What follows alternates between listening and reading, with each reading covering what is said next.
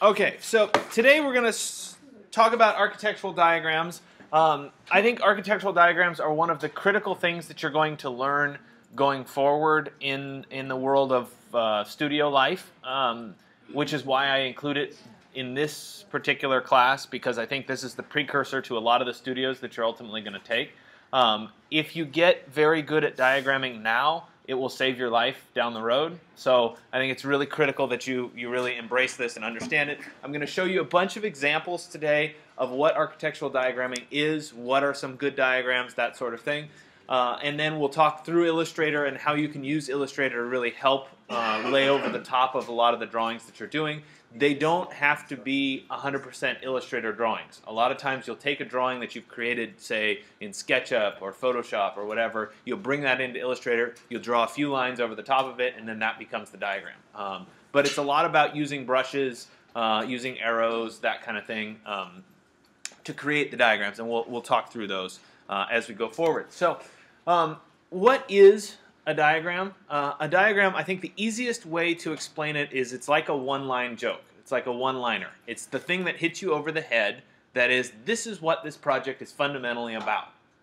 Okay? And so you want to simplify and distill down what is the major design idea, what is the major design decision that you're trying to communicate. Right? So it gets rid of all that extra information. Like, I don't care necessarily where the doors and the windows are, or I don't care what the floor plan looks like, or whatever. This is about this one view that's looking across the valley, and how do you communicate that idea, right? Something like that. So you're going to simplify your major design move into something that's easy to read. This is what my project is about, and move on, right? It's clear, it's easy to understand, it's an overview of whatever your project is. Right? So how do you go about learning to diagram in the first place? The truth is that learning to diagram and learning to diagram effectively takes a lot of practice. And there are some fundamental techniques that we'll talk about today that will help you get there, but really it's all about practicing. Right? A lot of your sketches in your sketchbook kind of are diagrammatic anyway, and the key is to just diagram over the sketches that you make. Right? That's a good way to practice. Work in your sketchbook, use layers of trace. Right? It always helps to practice drawing on a piece of trace on top of your sketches, and that will teach you that. And you want to try adding color, right? Cutting out images, putting them in. Try changing medium, right? If you primarily draw in pen, change to something else, right? I love my Prismacolor markers, and I use those as kind of my diagramming over. It's not a surprise, therefore, that I use Prismacolor marker style, brushes, and fills and that sort of thing when I'm working in Illustrator, because that's naturally what I learned by hand. And so that's something you want to pay attention to. And so here's an example of a sketchbook that I had in grad school. This was my first semester in grad school, and I like this as a snapshot because these ideas happened not in the sketchbook. They happened in a dispersed array of conversations and back of the napkin sketches, so to speak. So what did I do? I cut them out and I taped them together and put them back in the sketchbook, right? And so a good sketchbook has this kind of stuff in it. It's not a precious item. You just keep adding to it. And so if you draw somewhere else, you just stick it in. I went from there to carrying a different kind of sketchbook, which was a moleskin, much smaller, but I had a Japanese fold so it would fold out so that you could keep drawing across pages and have more space if you needed it. Which worked really well for me, but this is another example of kind of those sketches and how they come together. And you want to be able to keep your ideas flowing in a way that will let you get your final ideas out. So let's look at some actual examples. And we'll talk through kind of some of the major techniques that are being used. The first one is called a figure ground or a solid and void. You may have come across this in 121. Kind of early stage. It's a pretty easy one to understand, and it's basically you're creating a strong graphic contrast to accentuate something that's physically happening in a space, right? This is the public space, this is the private space, right? That's kind of the fundamental one. It goes back to 1748. This is Noli's Plan of Rome. Anybody heard of this or seen this before? What is this? Noli's Plan of Rome? Maybe? Let me zoom in on a section of it, right? So this is it's called a plan, but it's really a diagram of the city of Rome. Anybody been to Rome before? No. One person. Freaking fantastic city. Oh, it's awesome. Anyway, go there. If you ever go to Europe, go to Rome. It's awesome. Okay? Anyway, this is Rome, or a piece of Rome. And what Noli did is he, instead of drawing, right, here's the streets, here's the buildings, right, he said, okay, what is private space and what is public space? I'm going to color absolutely everything that's private in black, and everything that's public is going to be left white, right? So we get a map that looks an awful lot like a plan of Rome, right? But what we don't have is detail in the private sectors. We don't have any information about that. However, if we look at some of the churches, right, which are public spaces, we see what the insides of those churches look like, right? So it's kind of what we're seeing here is what is the public space that's accessible to you in Rome, and it ends up being a great diagram of Rome, and it's still used today in a variety of contexts, right? This is an example of a set of museums. Or museum floor plans, and if you go around, if you go to a variety of different museums, you're going to come across something like this, where you have, right, light area that represent, this is the area you can access, right, and this is the rest of the building. It's the back of house, and it's shown as just kind of a private, blacked out space, right? In this case, it's blue, it's blued out, but you get the idea, right? And we see it on these various floor plans, right, and it becomes a really easy diagram. At the same time, it is kind of a plan of what's going on. Right? You want to focus on the differences within this design framework, right, and accent those in the diagram. So I've been harping on public and private. Could be something entirely different. These are cold spaces. These are warm spaces. These are tall spaces. These are short spaces. I don't know, right? But the point is, there's a strong contrast, and you're trying to show what that strong contrast is, right? It can be done in model just as well as it can be done in drawing. And you can also do some color coding because sometimes that's relevant, right? So here's another example. This one is color coding, old building versus new building, right? New buildings in red, old buildings in orange. It's kind of a 3D view, but it's the same concept, right? This is Rem Koolhaas, OMA. This is a library competition that they did a while back. They used the same set of diagrammatic techniques in this particular building. Okay? This is what the building ultimately looked like, and it was about these voids that were cut out of the floors, right? And the voids became the reading rooms, or the public spaces, and the stacks, the density of material, is on the floors, not in these voids. So when it gets to the diagrammatic stage, right, in this case we're not looking at plans anymore, we're looking at sections of a building, right? But the black is where all the stuff is stored. It's where all the books are. Right? And the white areas are the public spaces, the places where you can go to read, the places where you can go to interact. Right? And so you can start to see this on a variety of levels. So we switch to plan view, right? And every one of the floors, obviously much bigger building, we're going to see a lot of different plans, but we get a real good sense for every level, what is public, right? What is accessible, and what are the density? What's the stacks? Where's all the stuff stored? Right? So the same diagram works in that context, right? We could also, instead of using these kind of black and white things, we could diagram movement or flow lines or views, right? And these are often done with some kind of arrows or lines or thicknesses of lines or something like this. I think this particular diagram is particularly beautifully done. It's the entrance to some kind of a theater or arena or something like that, right? We have the bulk of the people coming in red here, right? Some people split off and get to go down to the lower section, right? But the bulk of the people, just by the thickness of the line, we can see that the bulk of the people get to continue in through the lobby, and then they're going to reach this first set of stairs. And as we progress up the levels, right, you can see that at each level, part of it's peeling off, right? The line gets thinner. So we have a real good understanding of where the people are going and how they're filtering into this space. Right? So it's a very clear diagram, doesn't involve much more than just the thickness of a line. Right? And we can get a lot out of it. Right? So this is called The Floating Roof House by Takaharu and Yui Tezuka. I have a book that I brought in so you guys can look at this. I had the incredibly good fortune of being in grad school and having these two architects, it's a husband and wife team, come from Japan and teach a studio. They were my studio head. Actually, it was a studio where it was broken into 3 projects, and we had 3 different Japanese architects come over the course of the semester. They were 5-week intervals. This was the last set. They came.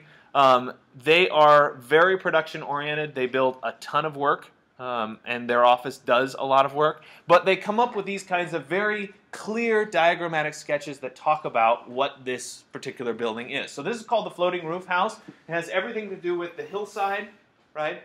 The floating roof, and the fact that the hillside flows through the house, right? So one-line diagram, we can see very clearly what's happening here, right? And if we jump forward, we can see a little bit more technical drawing, right? They're very good at, he was incredibly good at drawing.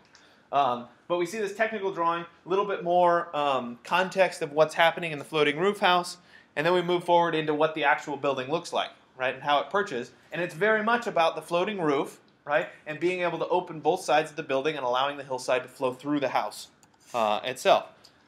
Even the end of the house has that same flow through, right? So you get a good context. So the diagram is everything about the building itself, right, distilled down into that one simple move. Okay, so this is the book.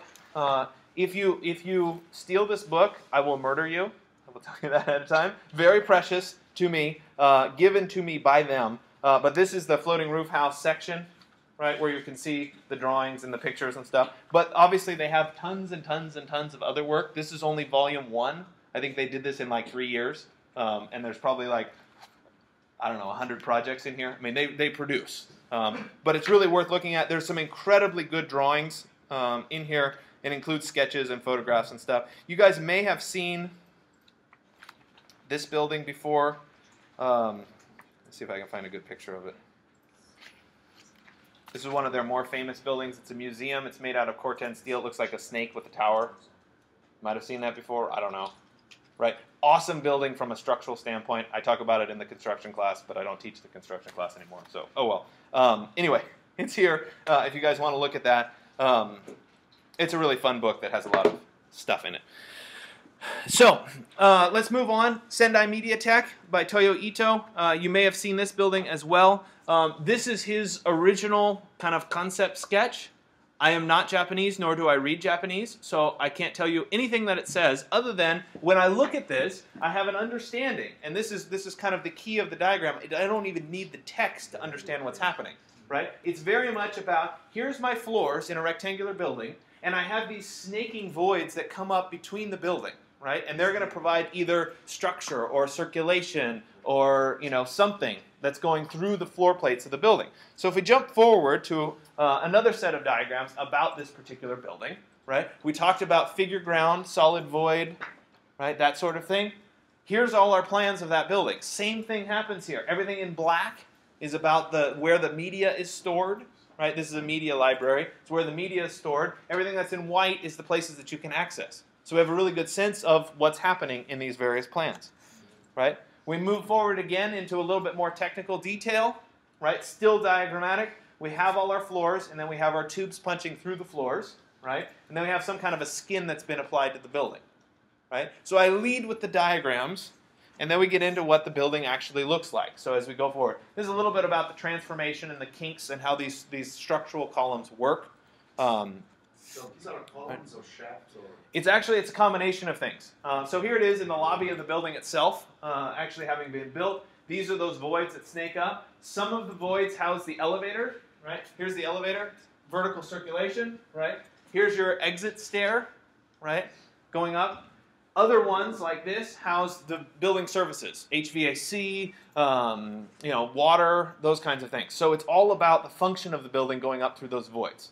And so you get this variety of things. There's a couple interesting stories that I'll tell you about this in a second, but I want to show you a view of it from the outside, right? Again, we've got those strong floors, and then we have the tubes that come up through the floors.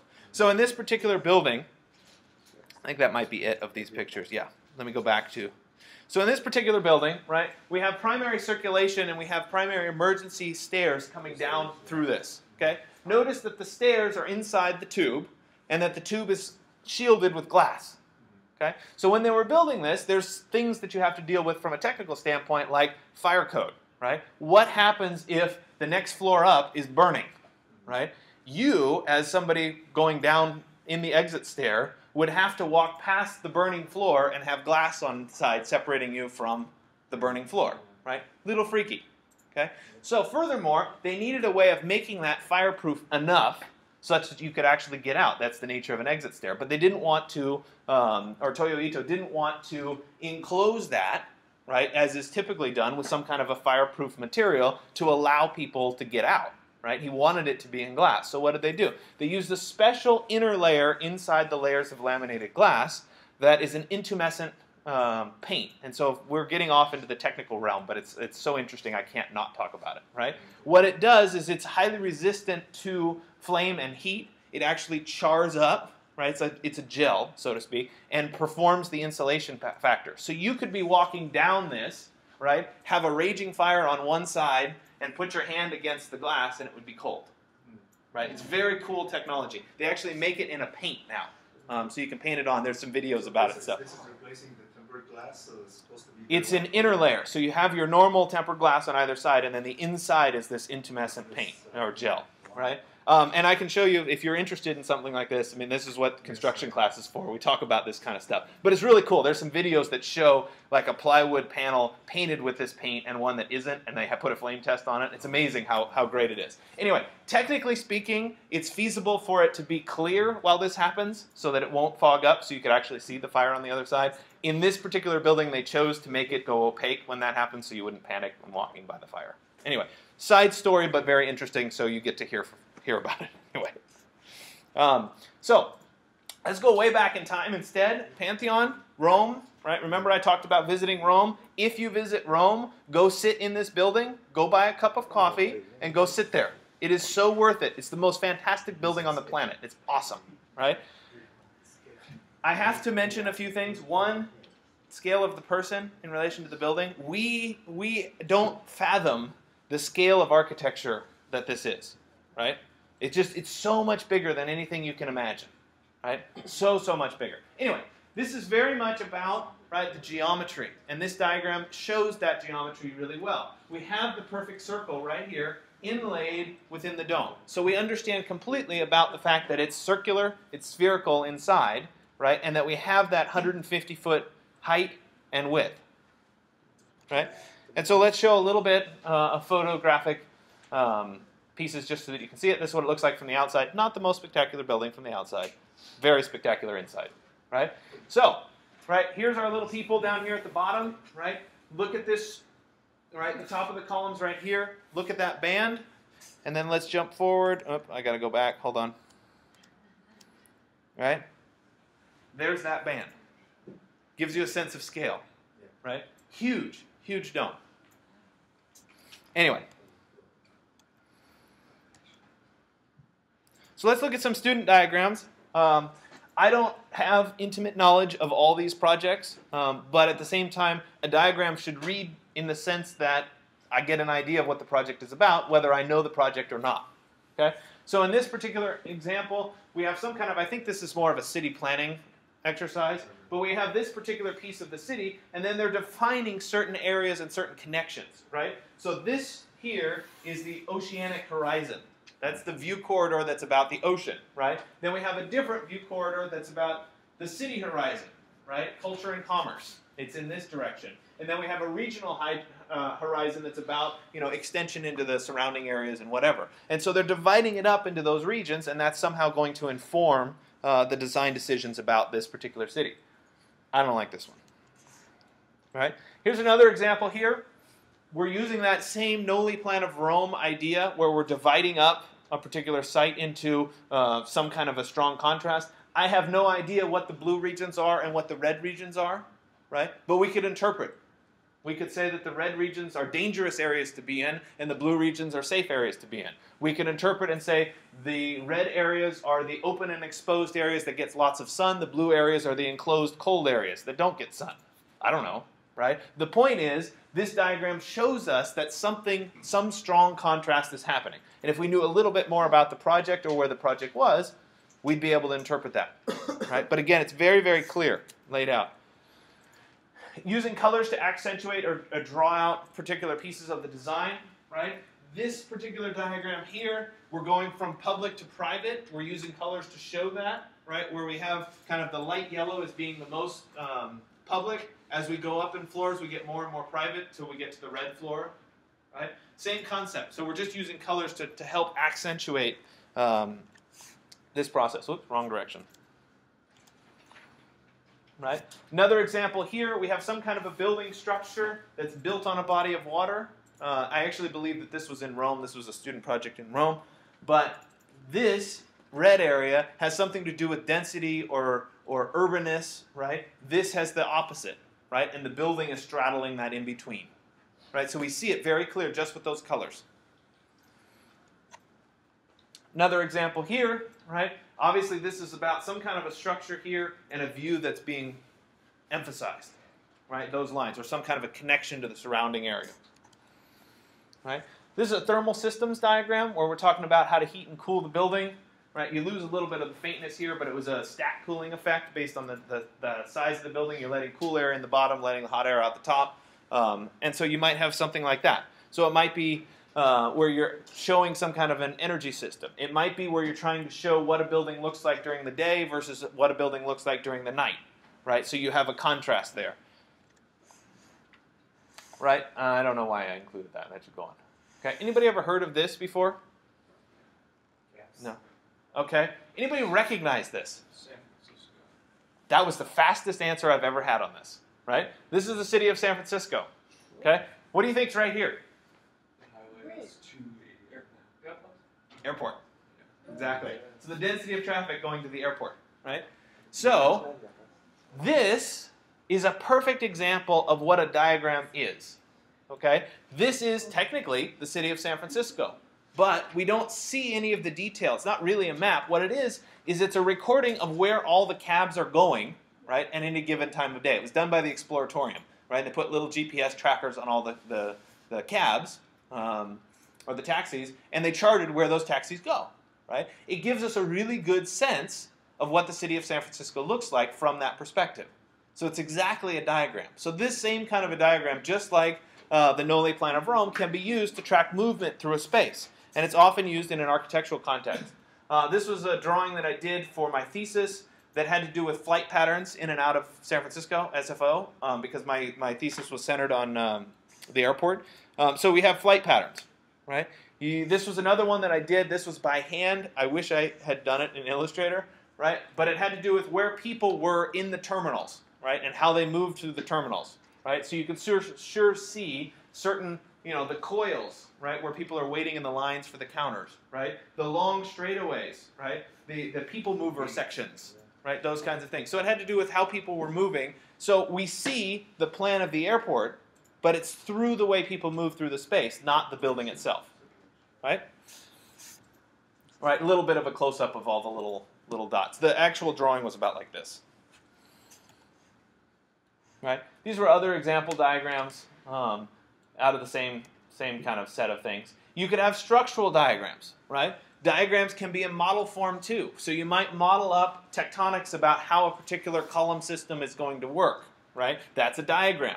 It's not an accurate representation. It's just showing how this is intended to work, right? You might have diagrammatic systems of how structure works or how a facade system works, right? Something like that. Same general concept. Right? You might have little diagrams, this was a little sketch, that had to do with how views were blocked off by certain walls. Right? This had to do with a bathhouse where you had to walk through these certain tunnels to get privacy, and once you got through the privacy, you had your nice open tunnel at the end. And it was about preserving that privacy. Right? It might be a context diagram. Where's your site in the context of a greater area? Right? This obviously has some kind of a river with trees, and there's a long, skinny site that crosses the river. Right? This was a diagram, right, that I did when I started my thesis. This was in the thesis prep phase, right? And so this is what I thought my thesis was going to be, right? And then this is what my thesis became, right? This is how it went. But it's really clear, all right, that this is what happens, right? It's a very easy diagram to read. We had to do this whole series of postcards to ourselves about things. Anyway, it's all part of it. So let's look at some more diagram examples. Not student examples, but professional examples. Sometimes they're a little bit over the top, right? To me, this one's a little bit over the top. It would be helpful if we distilled this down into a few basic ideas and instead of trying to show all the diagrams at once, right? So maybe separate this out into 5 or 6 diagrams for clarity, right? So we have a color coding of space, what's happening, right? We also have a bunch of large arrows that are showing certain movement and where certain people are going and that sort of thing. Again, I think distilling it down and making it a little bit simpler and making multiple diagrams would help, right? We have another example here where we've got this red area is the terrace that they're designing, right? And that this has something to do with being able to stand here and view out over the course of this plaza and this streetscape. Right? This was a structural systems diagram where we've got this kind of mesh and how it breaks down and changes over the course of this tube. Sometimes it's about exploded axonometric diagrams where we're separating out the component pieces of the building and labeling them. I know we can't even see the labels, but we have an understanding of skin, core, elevator core, right? Different pieces that are exploded out so we can see them and evaluate them as well. Right? Another example here of a particular building, right? It was kind of a modular stacking building. I don't remember which one it was off the top of my head. This has to do with the sun and how it hits various pieces of the building, right? Then we move into views, right? And part of the reason this is good is we see a whole series of diagrams. There's going to be another slide that has this. So we have sun, how it moves around the building. Then we have views. Where are the views coming from, right? Then we have terraces. What are the green spaces on the building, right? What are the garden spaces? Then we move on and we say, okay, where's the parking storage facilities? They're all at the bottom, right? What is our core, right? How do we get up through the building, right? Then we move into what are commercial spaces. So you see it's the same drawing over and over again that's teased out, here's all the component pieces of the building. Gives us a good understanding of the building quickly, right? What are the office spaces? What are the housing spaces? And there's a hotel and a restaurant at the top, right? And then we start to see how the program might change over time, right? This is the original proposed program. If it changes, if the market changes, they can convert to housing, right? If the market changes for stronger for offices, they can convert to more offices, right? Commercial. So you see this evolution of the building. And so it's really clear what's happening in this particular building. We're not commenting on whether the building looks good or is interesting or anything else. This is just about what the building is about, right? Another example here, right? The jewels inside the box, right? He's using color, or she, I don't know who did it, is using color to accentuate these jewels, right, in contrast to the building itself. Structural systems diagram, right? Same concept. The grid that's the exterior grid that provides the structure for the system and how that kind of works. Right?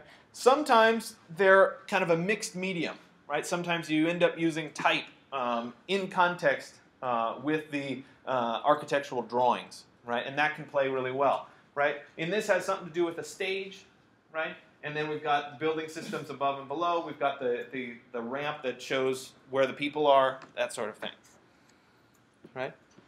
A little bit more technical, bands about how people are using particular spaces, what percentages, right? That sort of thing.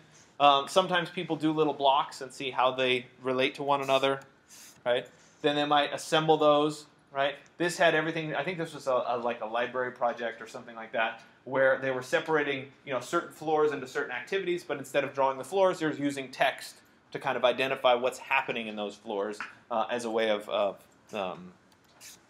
diagramming. Interconnection of spaces, view corridors, etc. Right? Again, I don't know this project in particular, but we get a sense that that space is related to that space, right? Just by those lines, right? Sometimes it's a combination of two, right? This is what's typically done. What if we did it this way instead, right? So a combination of two drawings, right? Another set of a little bit more technical drawings, but again, same basic drawing, repeated with different elements emphasized. It would be nice if there was a little color so we could see it a little bit better, but the concept is still there. Right? This one's a little bit over the top as well, a little bit too much going on, a little bit corny, I think. Maybe a little bit more than a little bit corny, maybe a lot corny. But anyway, how the sun comes in, how things are cooled, right? Energy systems, that sort of thing. It's kind of sad to have that beautiful of a rendering and then to kill it with the really cheesy sun. Anyway. Right, another map-like setup, kind of the cab spotting style. I have no idea what this one is. Right? I just like this. I don't know what it is, but I like it. Right? Maybe you're charting, right? This is a Noli plan of Rome. Same concept here, right? Obviously, it's not Rome. It's a different city. They're charting something particular, and then they're rearranging all the geographic pieces, right? Which is kind of a fun exercise, and to see how those go together. This is a building shell, right? The shell is separate and apart from the building itself. We do this kind of exploded perspective. This part, because of those lines, we understand comes down over the building and shields the core. Again, it's a diagrammatic show. This is a book that I don't actually physically have, but it's kind of a bunch of statistics about cities and how they compare to one another. But it's really good at diagramming, and that we see a variety of cities in contrast to one another, right? As they expose certain differences between them and how they work. This is where a lot of those, Noli plan of Rome things. Endless city. The endless city.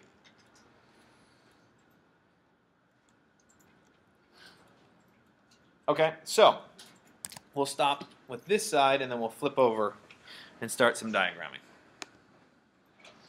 Okay, so we're going to talk through exercise 119, and I'm going to show you a bunch about different ways of creating these architectural diagrams. You notice that I'm asking you to select a building. You can choose to use one of your own. If you have one of your own that you want to diagram, you need a plan and a section of the building to diagram it well, right? You could do it with an elevation, but the point is we want two different views so we can see two different ways of diagramming. You're welcome to use Google image search. They don't have to be Creative Commons images. I would like it if they were, but they don't have to be. And some people expressed frustrations in finding good quality sections and whatever. So I brought some books over. Key Buildings from Past to Present. The nice thing about this book is if you find something that you like in here, they have lots of drawings, sections, elevations, that sort of thing. There's also a CD at the back. It has all the drawings in it, so you can use it. I don't even know if the drawings are to scale or how great they are, but you're welcome to borrow any of this stuff. You can look through it. I brought a couple other books in. I brought the giant Bible, right, that weighs about 800 pounds. The Phaidon Atlas of Contemporary Architecture. There are a lot of plans and sections and miscellaneous things in here.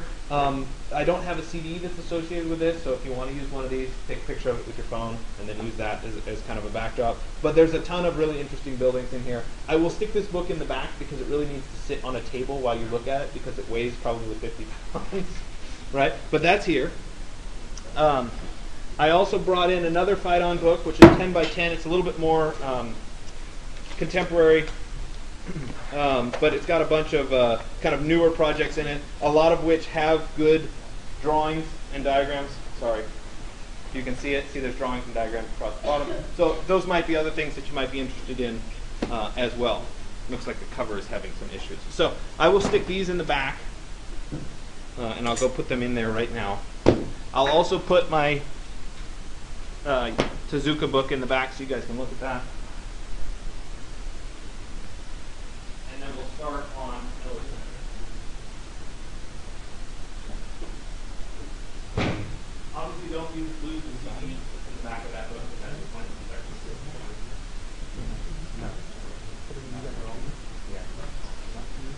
All right. So I'm going to go ahead and open up Illustrator. And I asked you to use, remember we want CS6. And I asked you to use a letter-sized piece of paper for this. You can obviously specify a bigger piece of paper if you want, but I think a letter size is reasonable for what we're doing.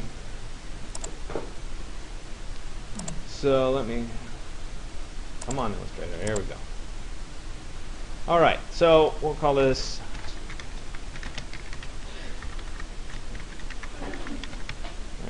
what is it? 119. It's going to be for print, and it's going to be letter size, so I'll go ahead and say OK. And there it is. Okay? So now we want to work through some of the strategies for how to diagram and how to make your diagram look good. So what I'm going to do is I'm going to recreate that floating roof house diagram because I think it's a really good one as kind of an example piece. I could load in the diagram, or I could load in a photograph and draw over the top of it, but I know enough about the building to kind of guess at it. So I'm going to go ahead and use the pen tool and draw a few background pieces here. First thing is I need that hill.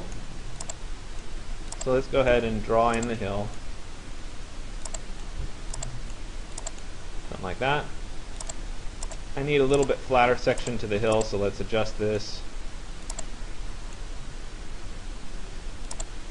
down a little bit. Something like that. And then let me go ahead and draw in the floating roof.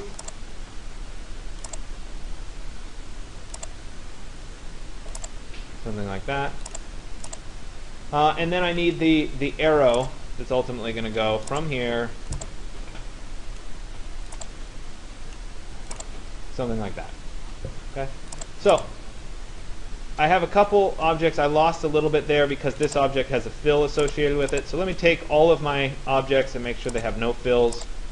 It's also going to bug me that this isn't quite symmetrical. Better. Slightly. There. Okay, so I have this and I have that. So the first thing that I need to kind of think through is how do I make this look more than like kind of a rudimentary line drawing, right? How do I make it look a little bit better? Well, let's look at the hillside here a little bit. The first thing that I could do is I could select it and just make it a little bit thicker, which would help. So I can increase the line weight, which I've gone ahead and I've opened the stroke menu here. If you don't see all of these options, you have to click the little flyout menu and say show options, so it might look like this, right? Make sure you click that little triangle with 4 lines and say show options. Gives us all the options. And then I could increase the weight, right, or the thickness. And simply by doing that, the diagram already looks a little bit better. Okay? But a lot of times we want a little bit more than that. And so I could, right, select my object and I could use this profile section, right now it's uniform, to use one of the profile presets, right, where it gets fatter in the middle and thinner at the ends, right? So it's a little thin there, little thin there. I could use one of these other ones, right, that changes, that one's, maybe this one, right? So we're thicker in certain places and thinner in other places, right? That's effectively using the width tool that you use during the typography section, right? It's just a preset for it. Sometimes, however, we might want to add what's called a brush. And so I have over here, I have a brushes palette. And the brushes, let me expand it down here a little bit. I have some basic brushes. The top section are more calligraphy style brushes. So if I were to select one of these and apply one of these brushes, we'd see that it looks more like a chisel point that you've dragged across, right? I could pick a different brush. I could pick a round brush, which looks round, right? I also have the ability to pick what are oftentimes art, or they look like art brushes, where you have like a watercolor brush or a charcoal or something like that. The default here does show one charcoal with a feathered end that looks like that. There are a lot of other brushes, however, that are not preloaded. So if I click on the little flyout menu again, I can go to Open Brush Library, and we can see that I have arrows, I have artistic, which would include calligraphy brushes, pencil brushes, ink, watercolors, etc. We can also come down here, borders are not really relevant, bristle brushes, decorative brushes, right, etc. So we can continue on. There's obviously a bunch. I would encourage you today to open a bunch of them, play around with them, see what they look like. You'll find that there are certain ones that you like more than others, and you'll end up using more than others. I'm going to go ahead and open up the charcoal, and pencil brushes. Right? Opens a new little brush window here. I can make it bigger, and then we can kind of look through. So at the bottom here, I've got some pencil brushes, I've got some thick kind of charcoal brushes, and I can kind of go through my various options here and decide which one looks best, right? Depending on the look that I want. So maybe something like that, right? Remember, I can go back to my stroke and I can increase or decrease the width, right? That might be too much, but you get the idea, right? All right, that's the earthquake brush. So make it go down a little bit. And we can decide whatever one looks good to you. Okay. The other thing that we can do, if you don't like any of the brushes that are preset in here, you can do a Google search for Illustrator brushes, and you can see there's plenty of free options out there. 50 of the best watercolor brushes that you might want to download. Right, and so we can go through, and all of these are different watercolor brushes. Right, and we could download them. And let me go ahead and see it. There it is. Right, now it looks like those are Photoshop brushes, not Illustrator brushes. They bait and switched us there.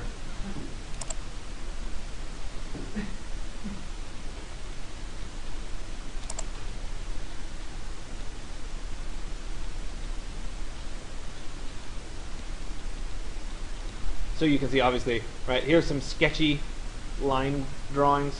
That was something you wanted, right? Marker pen strokes, right? So you guys get the idea. There's a bunch of them out there that people have created for you that you can then download, right? Paint brushes, etc. Most of these will download just fine. Artistic brushes, maybe these are nice, right? There's an example of what they all look like. Download. It should be an AI file. No, it looks like I didn't let it download all the way. Hold on.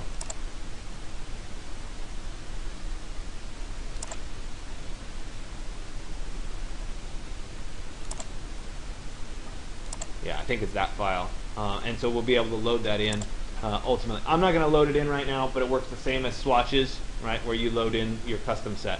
And you can play around with it. So let's look.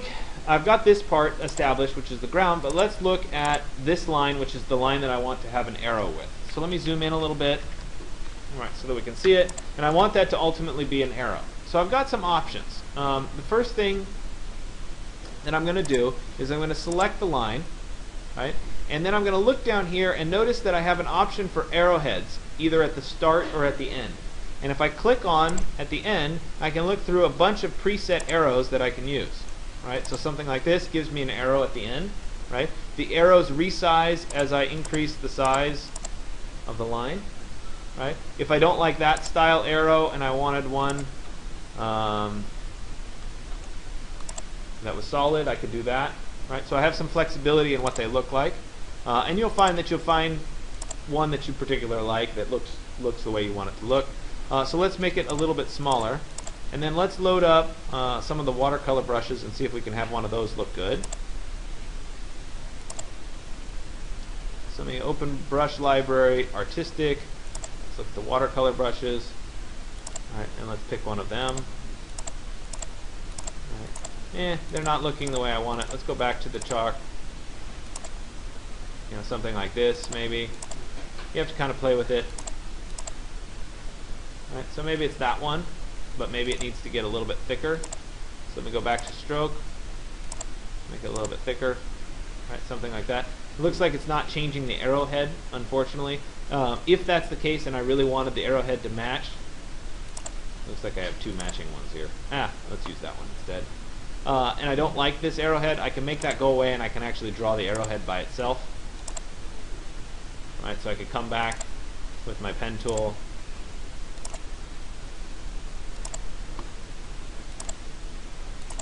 and apply the same brush to it, and we could increase that size, right, something like that, depending. Right, let's increase this one too.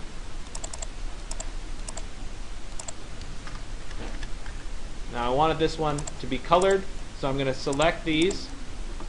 Right, I'll come over to my stroke, and I'm going to fill it with some kind of a color. There's red, there it is.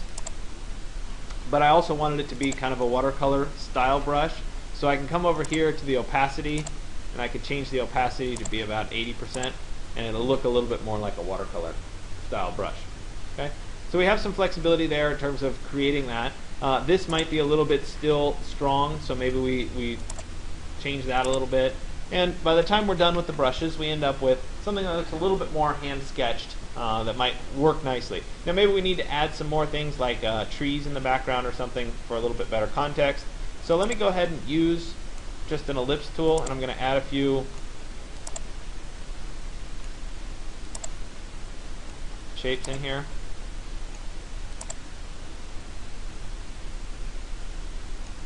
like that. Okay, so again, those don't look the best ever. So I'm going to use something different to interpret these a little bit, right? Because I don't like them; they're kind of ugly. I'm going to use something. It's under the Effect menu, and it's called Distort and Transform, right? And I want to show you a couple different options. Zigzag will take a regular circular line and make it a little bit smaller here. Make it have a zigzag, right? I can also choose to smooth it so that it ends up being more of a smooth zigzag. I can change the size of the zigzag, right, depending on what I want. And I can change the number of zigzags if I want that as well. So I have a lot of flexibility there, right? I can also go to Distort and Transform, and I can say Roughen, and I can preview it. And this will make what was a perfect circle into something that's a little bit more abnormal, right? So let me go ahead and make it smooth, right? Let me change. I can make it more or less rough, right? So maybe we go just a little bit out, maybe 2%. Yeah. 1.5%, why not, right? And then I can choose how much detail I want, right? Do I want it to be very sketchy on the edge, right? Something like that. Or do I want it to be right, something that's a little bit smoother? So I did it at 1.5%. Preview it, there it is, right? And I want the detail to be a little bit less, something like that. I'll go ahead and say OK. So I've taken what was a perfect circle and I've abstracted it, right? Another strategy for how you might do this, right? So maybe I'll copy this and paste it, right? And we'll distort it again.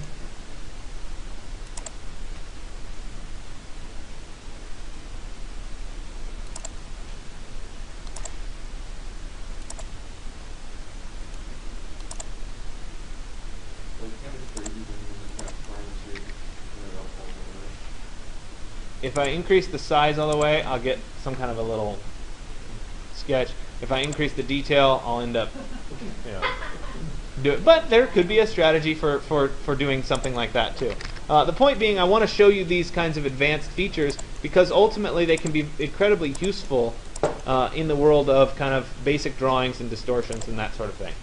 So I have these shapes, right? I'm going to just delete these shapes right now so that you don't have to watch me do it, right? Now, I can also flip these shapes so that they're black instead, right? And I could change these shapes to be shades of gray.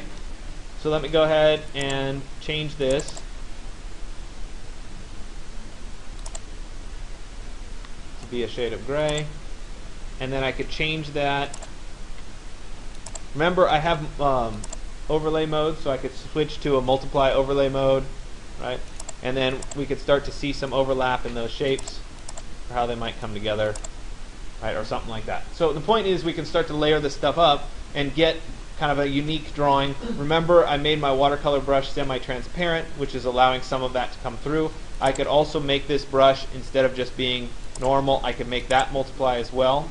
And so it's through the combination of factors that we can start to see it's a little bit darker, etc.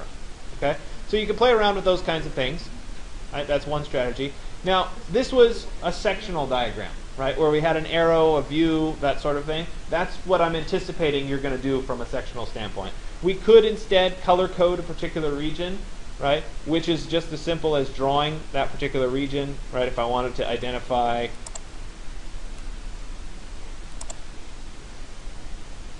this as being house or something like that. We could change this to be a multiply. Let's change the color to be kind of an orange. Okay. Let's change the opacity down a little bit. Something like that. Right, and we could color code a particular region. Right? We could annotate if we wanted to. Right? So I could do a little line here. Flip. Let me make it black. Put an arrow on the end.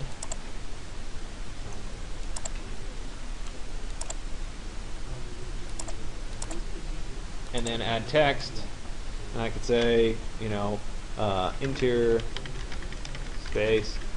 Don't particularly like this font, but we could play around with it. The point being, you could do those kinds of annotations, right? If you end up doing annotations like this, take your leader line and your text and group them together, because ultimately you're going to get them separate.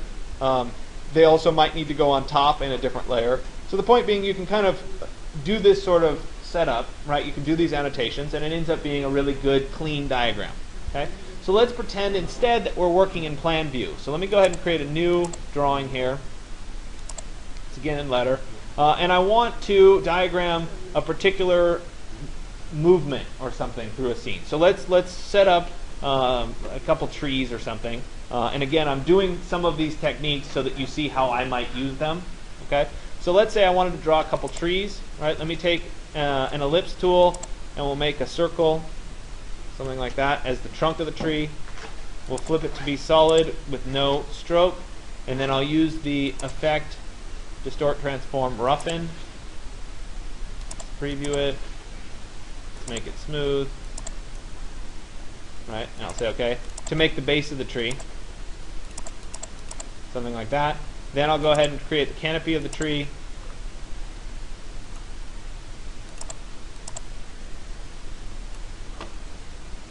Flip it so that it's just that.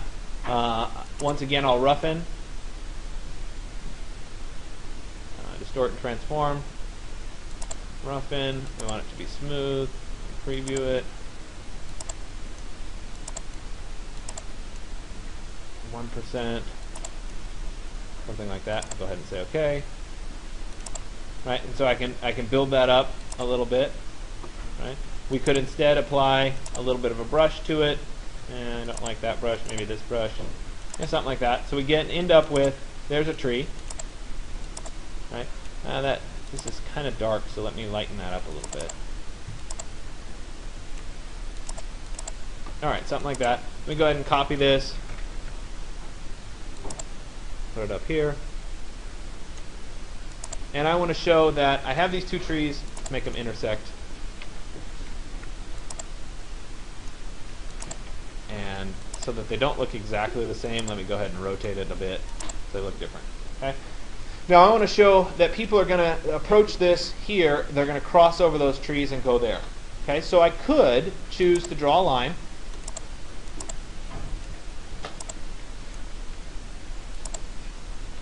Like that. Let's flip it, and let's make the stroke black. Sorry. And let's go over to my stroke and increase the thickness there a little bit. And let's put an arrow on the end. Right? And that would work just fine in plan view. Right? But I might choose instead to show it in a different manner. And let's say that I wanted to show how people were walking through this. Right? It would be really nice to show it as a dotted line instead.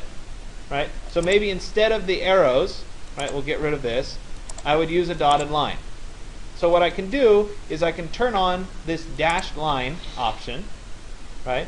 And then I can choose, right, what I want my dash to be and what I want my gap to be. So right now it's roughly 12 and 12, right?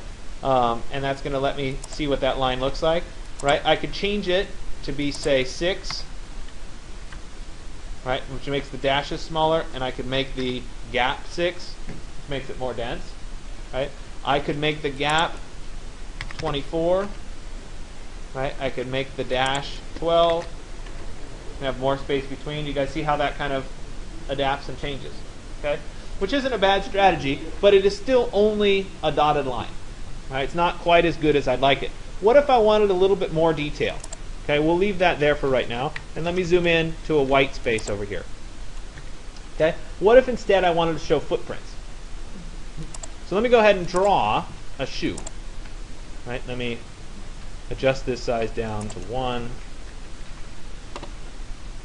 and let me draw this in here. Okay, so there's a heel. Good. And let me draw in the foot part of it.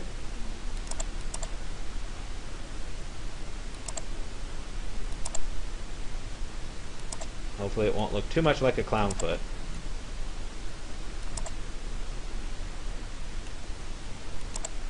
Alright, something like that. A little lumpy of a shoe. Hold on. Move that a little bit. Alright, something like that. One shoe. Okay. Maybe we'll make it a little bit closer. Yeah, something like that. Okay. Maybe a little further. I don't know. Okay, let me go ahead and group that together. Control G will group it. And then I'm going to Control C to copy it and Control V to paste it. And I'm going to set my next footprint, say about there. This one right now is the same as this, so let me go ahead and reflect it. So I'll go to Transform, Reflect. I want it to be a vertical reflection, right, so that they match. The other thing is they're perfectly straight, and it's very rare when people's feet are perfectly straight. They usually tip out ever so slightly. So let's go ahead and tip them out just a little bit. Something like that. Okay. So I have these 2 feet set up. Right? What I'm going to do is I'm going to select the objects. Right? I'm going to show my brushes window here, and I'm going to drag these objects to the brushes window. So I'll drag them like this, and you see how it gives me that orange border? That means it's going to create a new brush. And so it brings up the new brush, and I have a couple options. I can create a scatter brush, an art brush, or a pattern brush. The only one that I'm going to show you is a scatter brush, but on the digital tool site I have tutorials for art brushes and pattern brushes.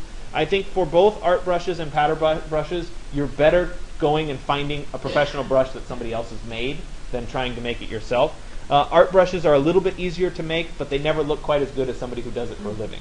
The pattern brushes are very, very difficult to make well. So anyway, we're going to do just the scatter brush. So I'll go ahead and say OK. And this gives me scatter brush options. Okay, so I can name this. So we'll call this footprints. Right. And then I've got size, spacing, scatter, and rotation, right? All of which I'm going to, for this context, I'm going to leave fixed. I'll show you what happens if I don't leave them fixed on a different brush in just a second. And I also want to set my rotation relative, not to the page, but to the path, so that they follow along the path, right? And so colorization method, we can leave it as none. There's a couple different options out there. Tints works pretty well.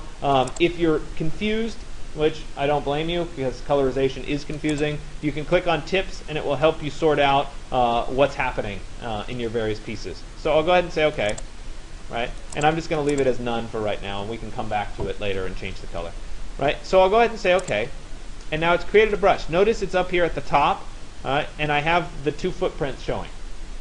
So now it's a matter of taking a look at what it would look like on this pre-existing path.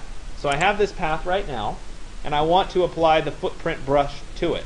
So I'm going to go ahead and click on the footprints, right? And I'm going to get footprints, okay? Which is okay, right? Maybe I need to make the size a little bit smaller. Oops. Let me go at 0.5. Right, so they get a little bit smaller. Okay. The problem is the feet are going in the wrong direction, right? I'm doing some kind of a shuffle to the side or something, you know?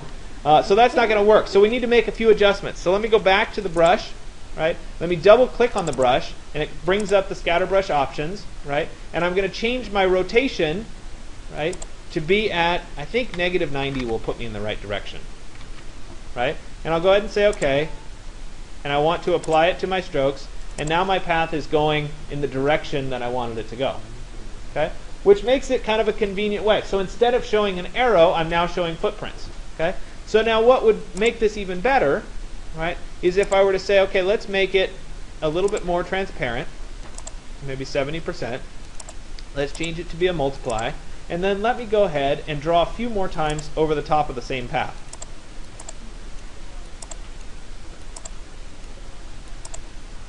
All right, so I draw it there.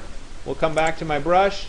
We'll apply that brush. I need to remember the settings, right? So I did it at a size of 0.5 and a opacity of 70, and it was multiply. Oops, didn't need that extra piece. Right? And so now we start to see an overlay of how these feet are interacting with the site. And if I continue to do it, right, and I'm going to cheat here and copy and paste and copy and paste and copy and paste, right? We'll make a few little adjustments here. right, we could start to see where the traffic would be, right, and where the traffic wouldn't be. And you can see that that density starts to appear, right? I could also show that there's some diversity at the end by changing the endpoints of some of these paths. So we'll pull this one over. We'll say that person's going off in this direction. Like that. Most of the people are going in that direction.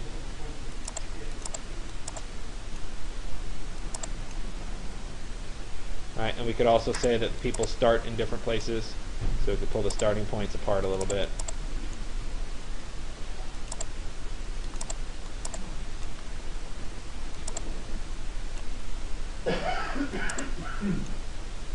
Right? So anyway, you get the idea of how this can create that kind of a drawing, and it's all because I created my own brush.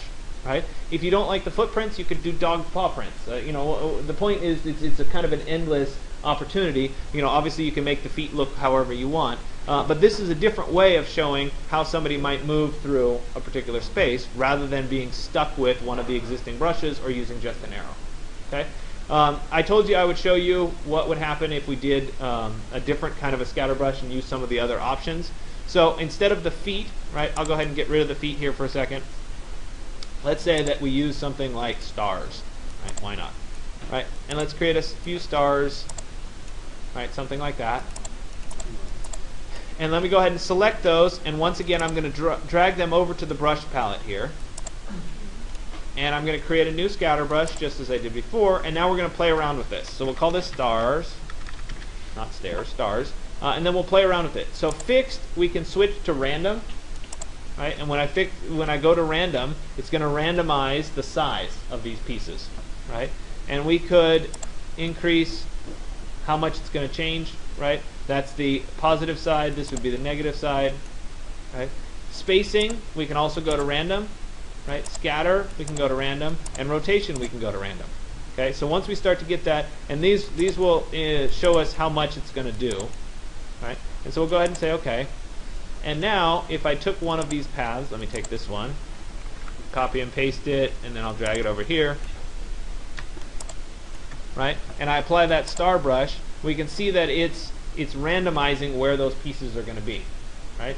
And in reality, doing the stars might not be critical, and we can come back and adjust how much is happening. So we can tighten these up a little bit. And we can see how much it's moving, right? Not as much. This brush in stars might not be all that relevant. However, if you were doing it as like you wanted some geese flying in the sky or something and you had different objects, it might be more relevant where you had a random scattering of birds or something like that. Right? So it's just a different strategy. To me, the most useful purpose of a scatter brush is to do something more like the footprints, but I at least wanted to point out that you have the option to do something like this. Okay? All right, so I think I've covered pretty much everything that I need to cover in terms of the diagramming section. Let me just double check and make sure that I didn't tell you to do something. Nope, sounds good. The one other thing that I would point out, if you're going to use an image from the internet as a base, let me go ahead and look up. I can't type this morning.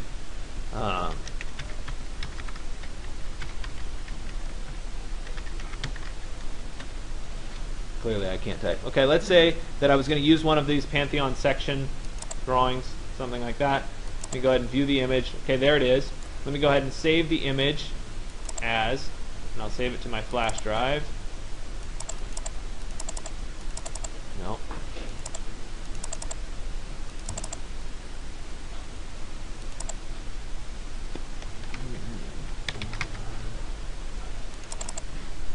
Go ahead and save that.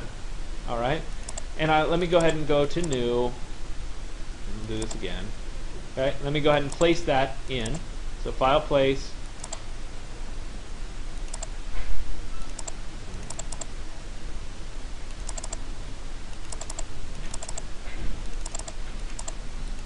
There it is. Okay, there's that drawing. If I make it a little bit bigger, right, which is the transform tool here, go ahead and make this a little bit bigger. I'm holding down shift to keep it in proportions. All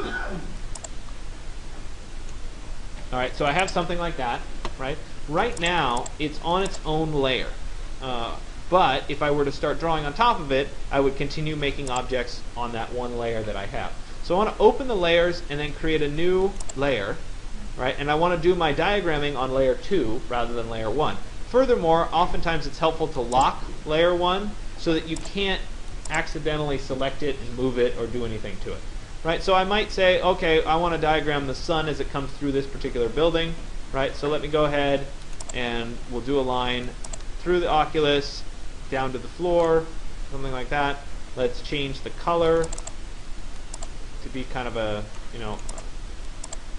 a nice golden color, something like that, right? Let's change the thickness, so let me go up to stroke, something like that, and let's go ahead and add an arrow on the end. That is a really ugly arrow. Yeah, that one's maybe a little bit better, right? So I diagram over it, I have that. Maybe I ultimately have a little bit of transparency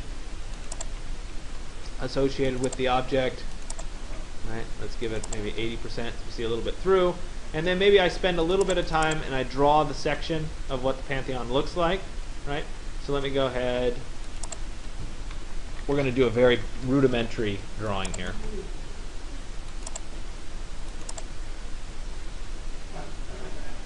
Hold on one second, Mike. Don't need this to be something like this.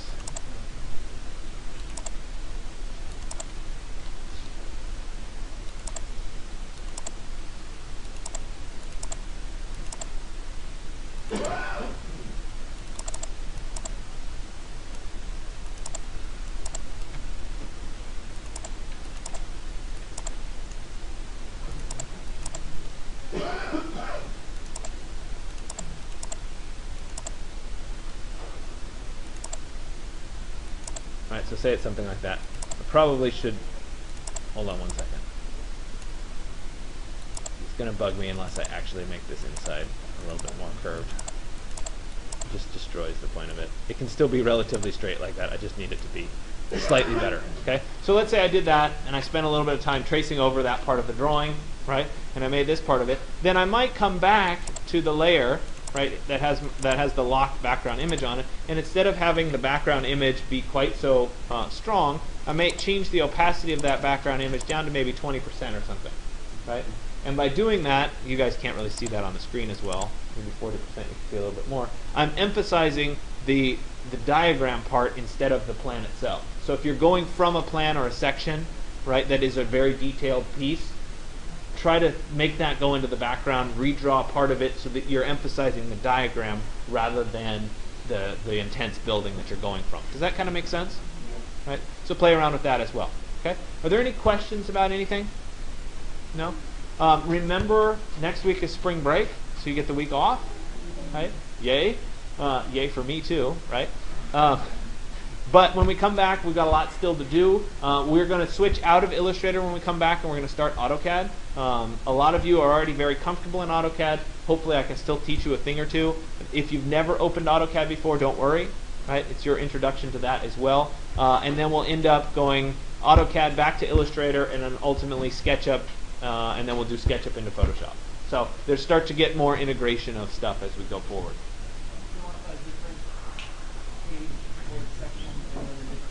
Do 2 different pages, one for the section, one for the plan. Upload 2 different images, but it can be one post, right? And I do want you to comment for this exercise. Okay, I think it says yes.